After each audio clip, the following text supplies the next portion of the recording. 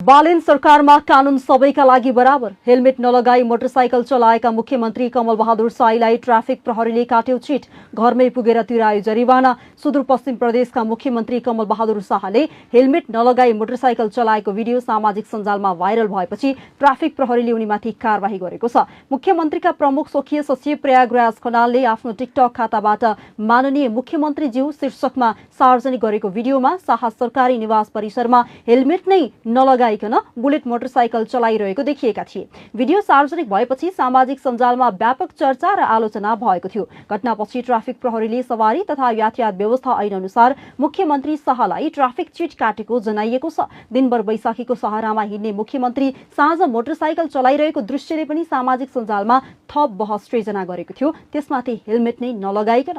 Traffic प्रहरीले शाहलाई थमाएको चिटमा helmet नलगाई सवारी चलाएको कसुर उल्लेख गरिएको छ। उक्त कसुरमा उनलाई 500 रुपैयाँ जरिवाना गरिएको छ। कारवाहीपछि पत्रकारहरूसँग कुरा गर्दै मुख्यमन्त्री शाहले आफूले ट्राफिक नियम उल्लङ्घन गरेको स्वीकार गरेका छन्। उनले नियम अनुसार आफूलाई कारवाही गर्न ट्राफिक प्रहरीलाई आफै आग्रह गरेको पनि बताएका छन्। उनले भने, म ट्राफिक प्रहरीलाई धन्यवाद दिन्छु। कानून सबैका लागि समान हुनुपर्छ। ठूला व्यक्तिलाई कानून नलाग्ने भन्ने पनि हुँदैन। कानूनले गरेको अव्यवस्था अनुसार सबैले कारवाही भोग्नुपर्छ भन्दै उनले ट्राफिक प्रहरीले काटेको चिटको सहजीकरण पनि गरेका छन्।